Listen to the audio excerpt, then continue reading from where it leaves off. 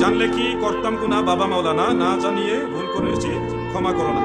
শুনেন, জানলে কি আর করতাম গুনাহ বাবা মাওলানা, এই কথার মধ্যে দোষ নাই। এটা ঠিক আছে, একটা আক্ষেপ করে বলতেছে বাবা ও আমার মুর্শিদ, মুর্শিদকে তো বাবা বলে, বাবা আমি জানলে তো গুনাহ করতাম না, এটার মধ্যে কোনো দোষ নাই, অপরাধ নাই। দোষটা কোন জায়গায়? দোষটা হলো দ্বিতীয় লাইনে, না জানে ভুল করেছি ক্ষমা করো না।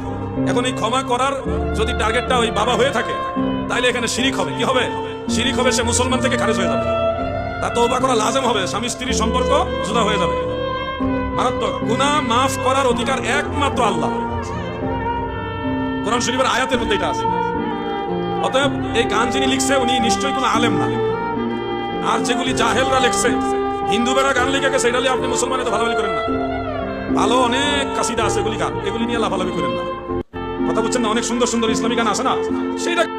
আলাউদ্দিন জিহাদি প্রিয় ভাই, আপনি যে কথাটা বললেন যে না জানিয়া ভুল করেছি ক্ষমা করেন না, এই কথাটা বলার কারণে যদি স্ত্রী তালাক হয়ে যায়, শিরিক হয়ে যায়, তাহলে নবী মুহাম্মদুর রাসূলুল্লাহর যুগের মধ্যে এক সাহাবী কবরের মধ্যে জ্বলতেছিল, আল্লাহর রাসূল তুলে তাকে তার মার সাথে বেয়াদবি করার কারণে সাহাবীদেরকে বলছে তার গায়ে আগুন জ্বালিয়ে দাও, তার মা যদি ক্ষমা না করে তার গুনাহ মাফ হবে না। তাহলে নবী মুহাম্মদুর রাসূলুল্লাহর উপরে তোমার ফতোয়া পড়েছে। গাউসে পাক আব্দুল কাদের জিলানী কবর থেকে তুলে আল্লাহর কাছে মাফ চাওয়াইছে, গাউসে পাক আব্দুল কাদের জিলানী তাদেরকে জান্নাত দিয়েছে। গাউসে পাকের উপরে এই ফতোয়া পড়েছে। আপনাকে কেন আটমসি দরবার থেকে দৌড়াইছে, এই ভিডিওটাই তার প্রমাণ।